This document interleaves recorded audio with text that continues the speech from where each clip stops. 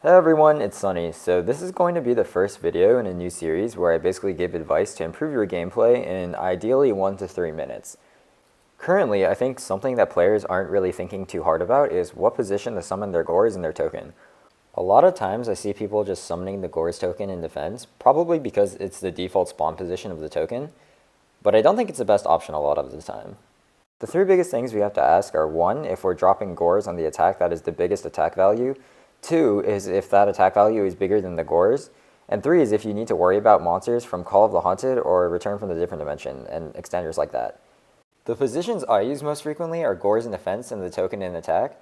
The reason is because if you summon both monsters in defense, then to apply maximum pressure the next turn, you have to switch both the Gorz and the token to attack mode, and that means if they have a single battle stop that isn't Mirror Force, for example, Deprison, Book, Shrink, Threatening Roar, etc., you give them the option to crash into the token since the token will have the same stat line as their monster.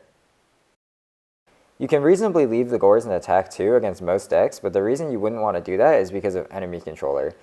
Most decks do not play enemy controller, but since every deck is reasonably capable of playing it, you don't want to drop Gorz or the token if it's bigger, let them econ, and kill your other monster.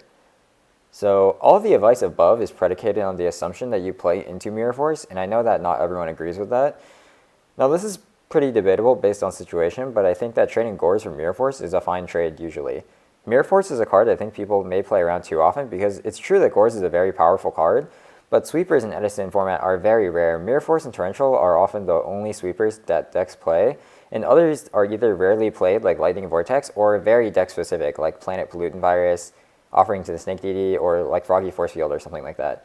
So playing into Mirror Force with Gorz essentially forces them to use their sweeper on a 1 card when it would be otherwise one of the easiest ways for them to plus.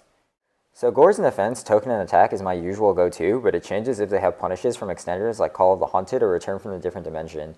If they threaten these cards, then it's reasonable to summon token in defense to preserve life. And then obviously if you had to drop Gorz before the largest attack, and they have a 2600 or 2700 attack monster like Dark End or Thought Ruler, then obviously you want to drop Gorz in attack mode so they can't just attack over the Gorz in defense. Also, this is a bit of a niche comment, but if you're playing a light deck, then token and attack also threatens Honest, so that's also a consideration you want to be making note of.